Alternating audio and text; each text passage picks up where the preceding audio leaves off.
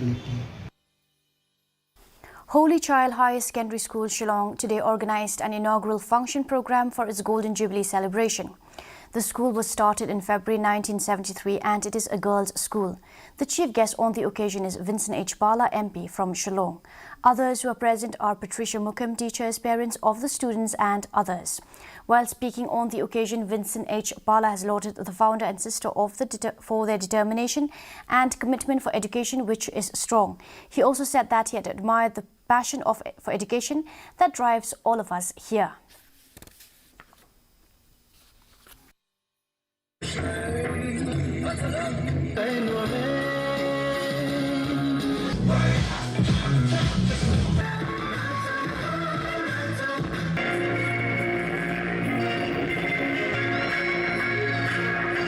Our forefathers, the founders of this school, when they started, Kong Patricia just now told me she was a teacher here.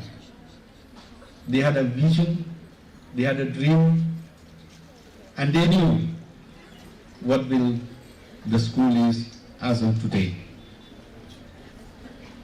Psalm 118:24. This is the day the Lord has made. May we rejoice and be glad in it.